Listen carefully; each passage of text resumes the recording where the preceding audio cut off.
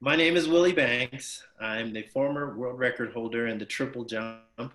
I am also currently sitting on the Council for World Athletics, which is the International Federation for the Sport of Athletics or track and field. I sit also on the United States Track and Field Association Board of Directors, on the World Olympians Association Board of Directors, and I also sit on the United States Olympians Board of Directors as the past president. And I am, as we talked earlier, an Eagle Scout. Very proud of that. I'm very proud of the fact that I'm the son of a Marine, and I love to do sports. And this has been a wonderful life that I've led, and most of it has come from the fact that I was a triple jumper.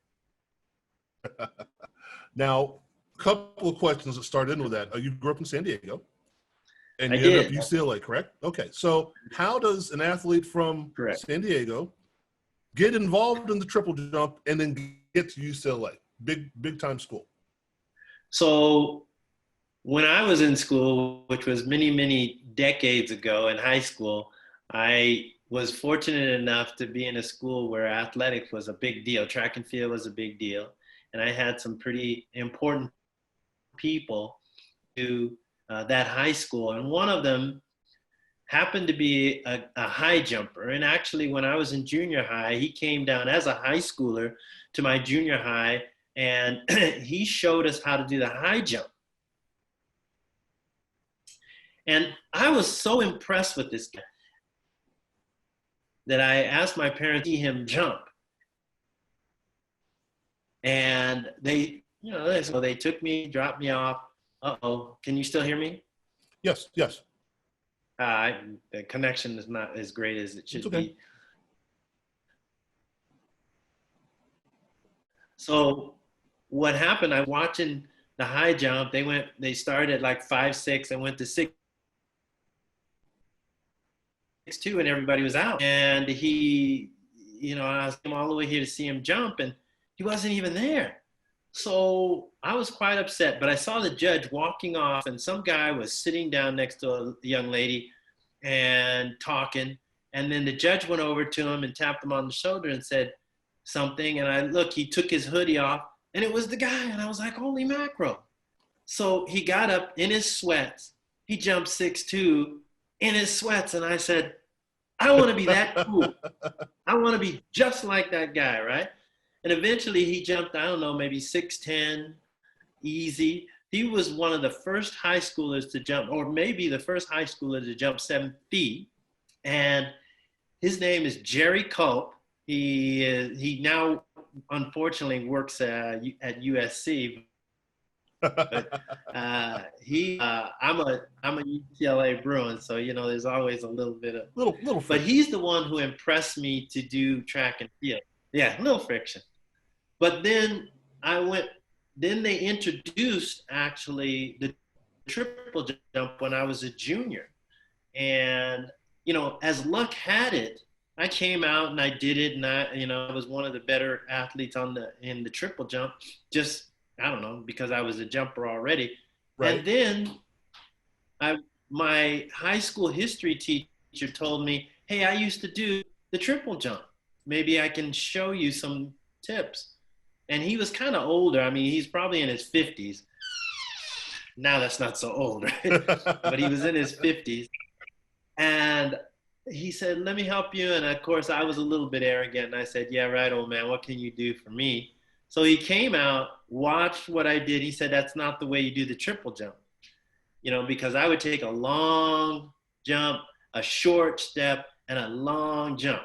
He said, it's the triple jump. You have to do 3 equal long jumps. And here's how you do it. And he showed me how to do it.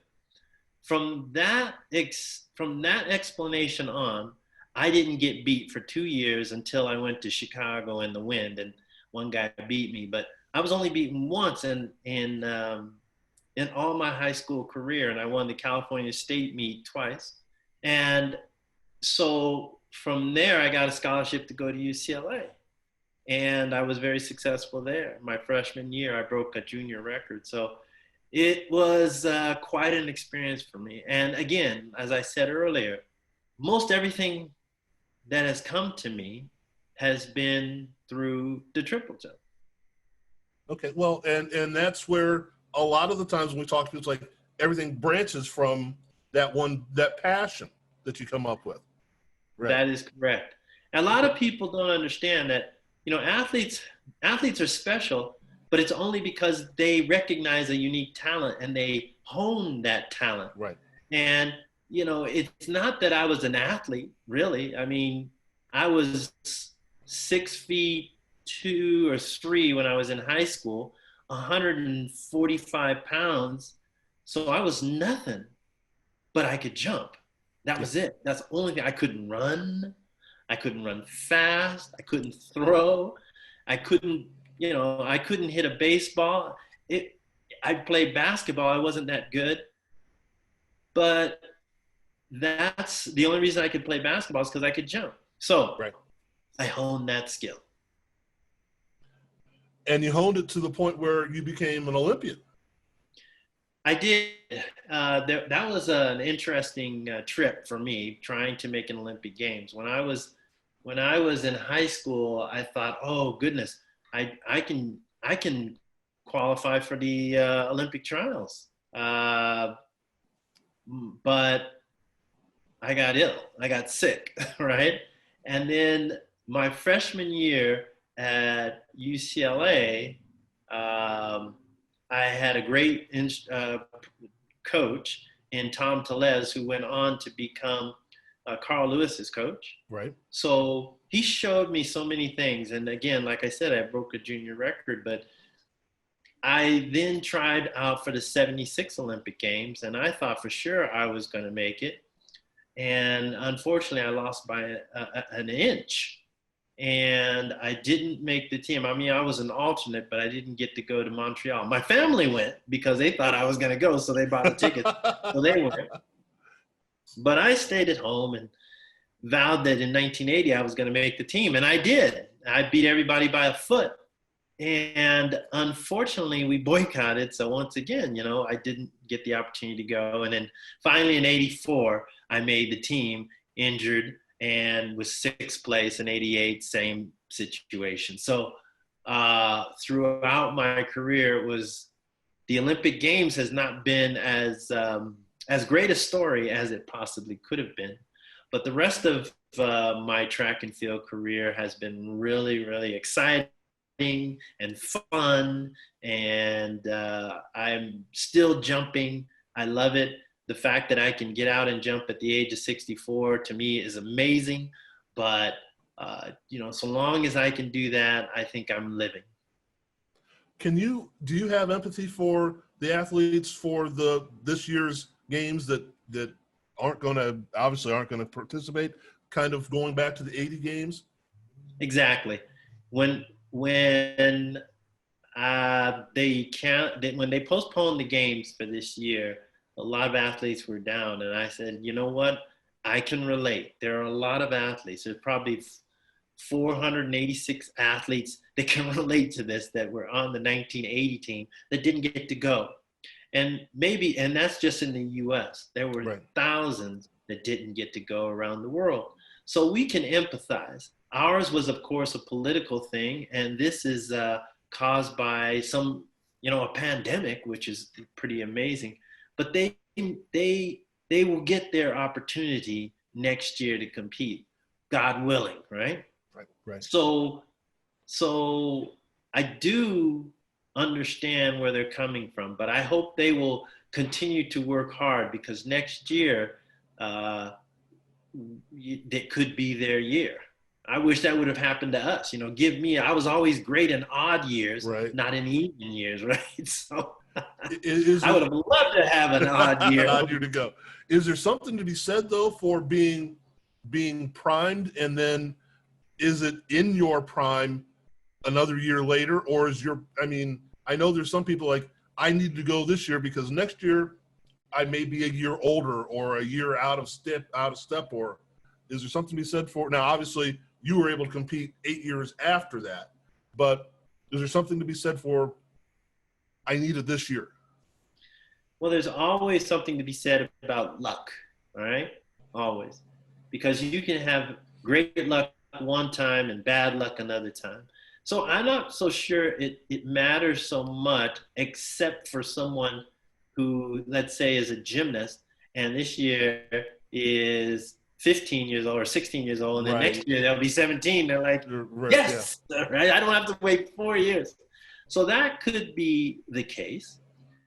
Similar to a track athlete, trying to make a team at a certain age or with youth, or if you're injured this year, it's great. It gives you a year to get healthy so you can try to make a team. So yeah, it's luck. It's a luck. That's part, I think, of not only sport, but it's also a part of life that we have to calculate. And I truly believe that luck plays a huge part in people's lives. And so not only do you have to work to be ready for an opportunity, but you have to be lucky that opportunity comes along. Right. Now, I'm going to jump around a little bit in the chronology of what we do, but there's something that just occurred to me. When we have the sports that we have right now because of the pandemic without crowds, as I mentioned off the air, I remember watching you getting the crowd going. Would it have been different to have been in a world championship without a crowd for you? For me, it would have been devastating. So here's what happened in 1984.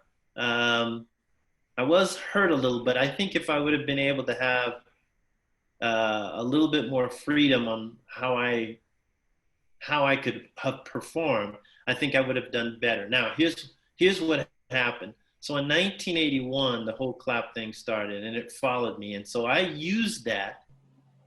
And people, I don't think today understand how important that was. For me, it was very passionate and it was very real.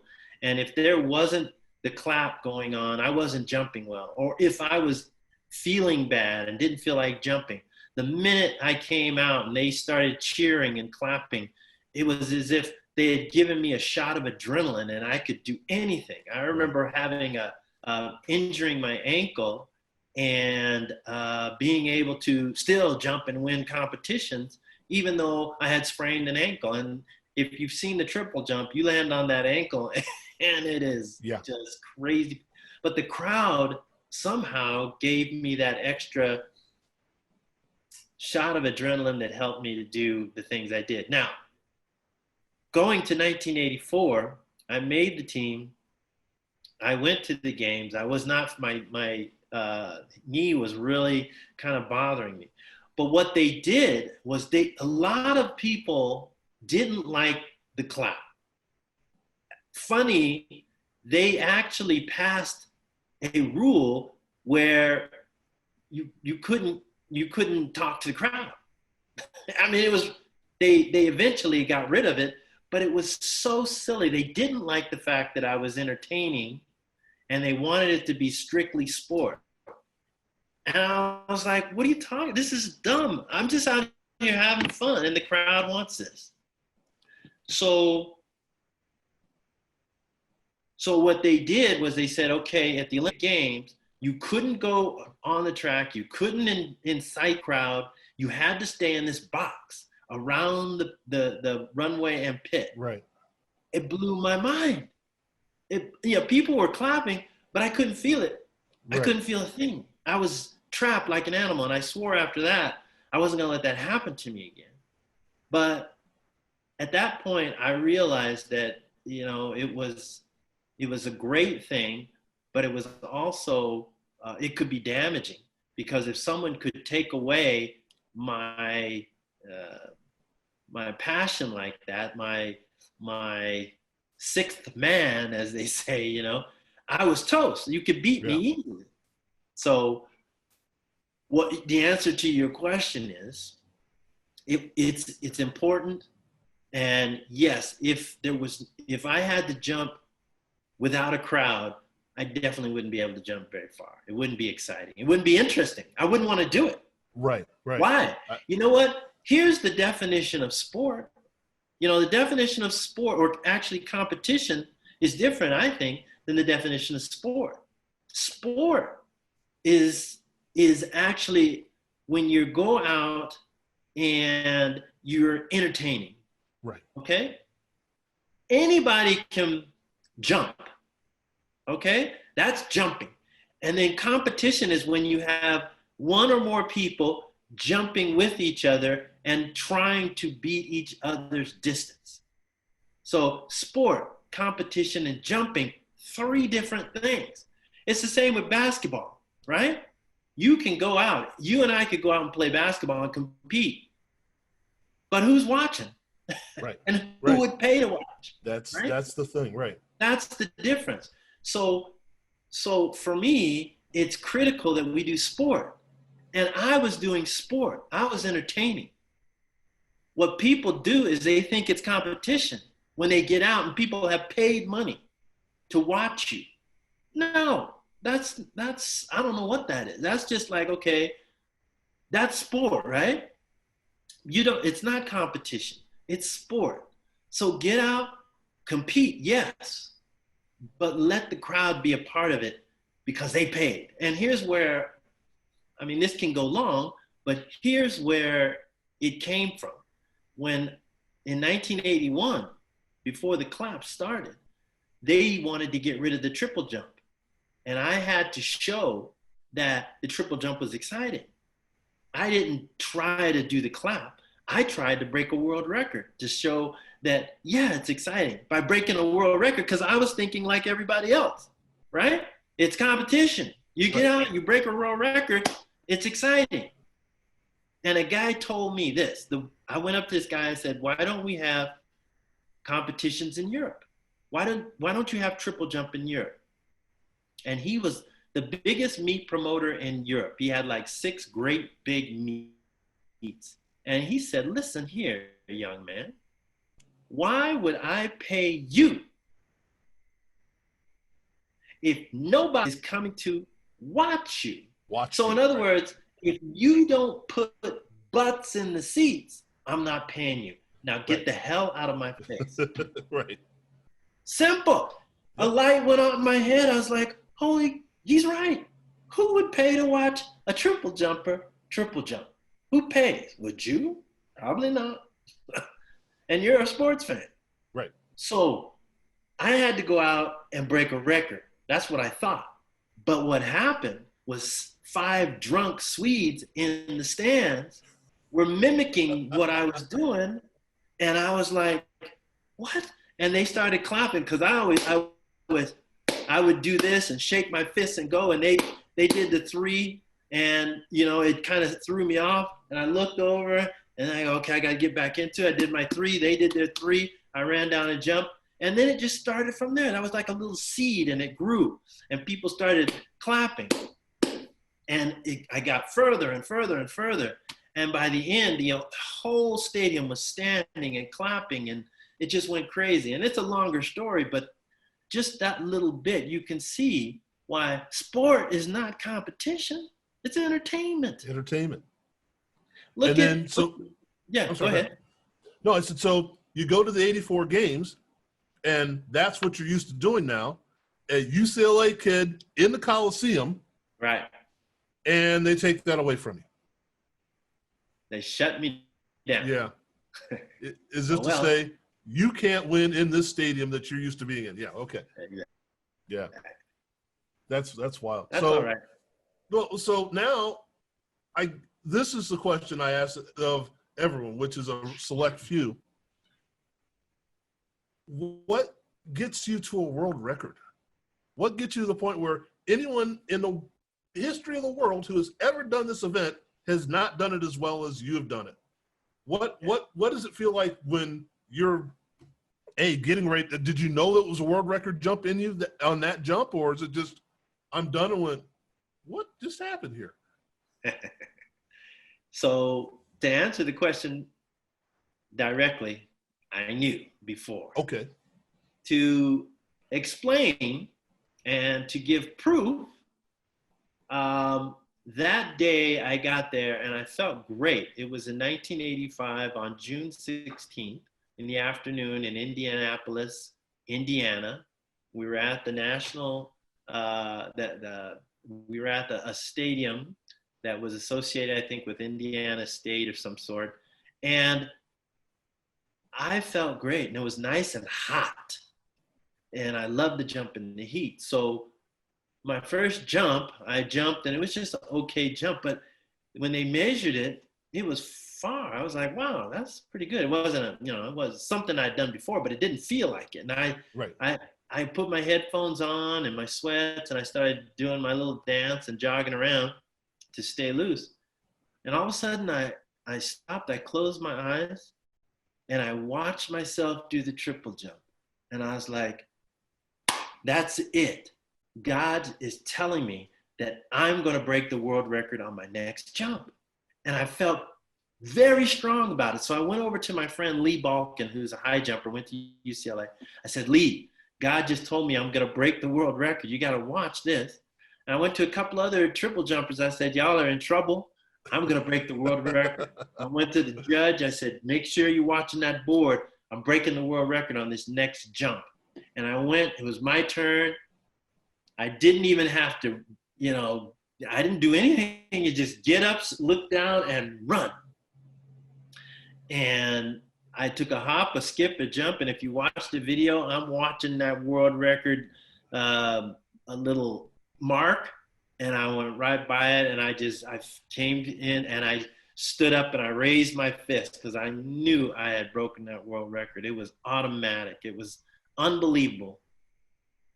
Wow. And that, I've talked to a few people, but I don't think anyone said, I knew right then or before I was going to break it. Wow.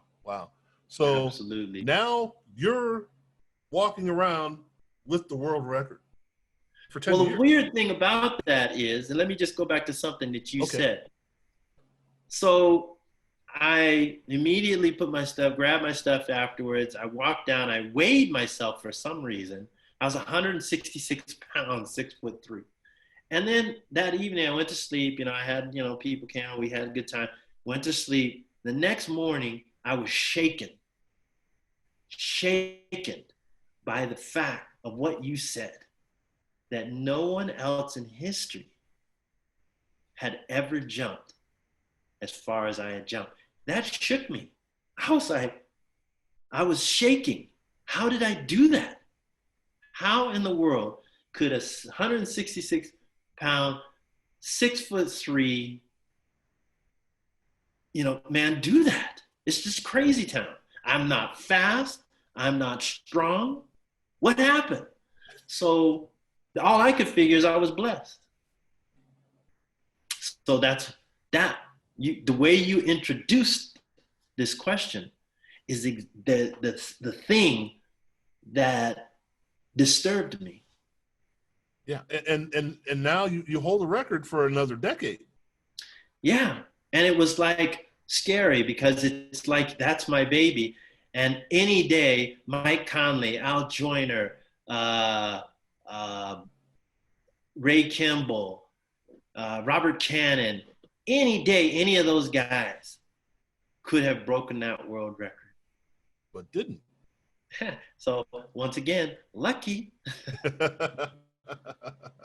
So we get from that point, and we won't even get into the high jump and all that stuff when that's amazing. But so we're assuming at some point you've quote unquote retired. Yes. All right. So now we get into even more impressive stuff, if you ask me. Now what happens? How do you get from I'm an athlete to I'm an advocate? So 1980 really was the impetus for me to get involved in sport governance, because not being able to go to the Olympic Games through no fault of my own was just insane. And so I thought, this can't happen. We can't have this happen again. So I got involved with the Athletics Congress, which was the forerunner of the USA Track and Field. And I had graduated from UCLA Law School, so I did have the opportunity to learn a little bit of how you think and how you can argue these things. And I got more involved in addressing, issues bylaws and constitution of the organization. I got involved in the politics of that. And because of that, I helped write the trust funds for athletes being, getting paid, which led to professional track and field, which leads to athletes having more say. And I must say that if it wasn't for Carl Lewis, I don't think we would not have moved as quickly as we did. But the strength of his performances really led to the ability of us who were governing to be able to convince people that we need to make this something, we need to make this sport more professional. How so? Well, Carl was, as you know, a phenom, and he could get paid a tremendous amount of money, and he did. But if he was to get paid under the old rules, he wouldn't be able to compete. He would no longer be an quote unquote amateur. Because of that, the sport would die. They had to come to a realization that you have to pay athletes or else the sport will die. They can't subsist on, just air. So you had to take a look at other sports that were becoming successful, like basketball, football, baseball, tennis, golf. All these sports, the athletes were paid. And when they took the 80 Olympic Games away, where was the money going to come from? Right. To sustain your athletes. We're feeling that even today with the COVID. Right. We have to get money to our athletes to keep them in the game. So Carl, in order to keep Carl in the game, to keep our sport growing, we needed to get money to him. So we created the trust fund, which became a bridge to athletes getting paid. And I don't think people understand exactly what you have to go through. And using your example, okay, you think you're going to make the 76 team. Yep. Then you make the 80 team, which doesn't go. Then you make Correct. the 84 team, the 88 team. Well, if you're doing the math, that's 16 years.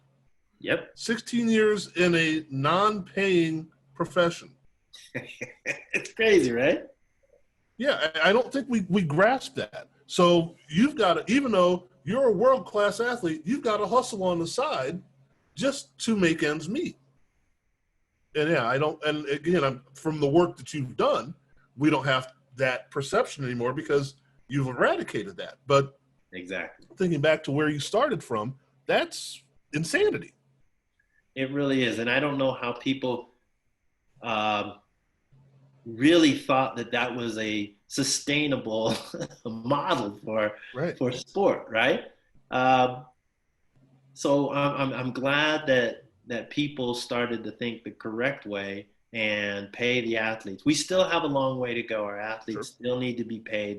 There still needs to be a minimum amount of money going to every athlete that qualifies at a certain level, so that our sport is professional, so that they can train and do better and better and better. Well, I know that you are on your holiday, so I won't keep you much longer. I just wanted to thank you for being on and for sharing your story. I really do appreciate it. Especially the Eagle Scout thing, for one thing, is close to my heart, so that's pretty good. But then the idea of I'm setting a world record on this jump, that I don't think anyone's going to believe that except for you can prove it. So exactly. That's fantastic. That's fantastic.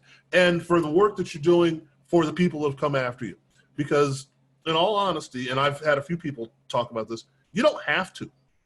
Right. You've done what you've done, and you don't have to. And the fact that you do that and all the boards that you said you'd sit on and all that, I think that's very commendable. So I appreciate you taking the time. And when we have more time, I'd like to catch up again. Well, thanks, Frank. I appreciate it. This was fun. You're a very good interviewer. You let me speak, so I appreciate that. But much appreciated. God bless you.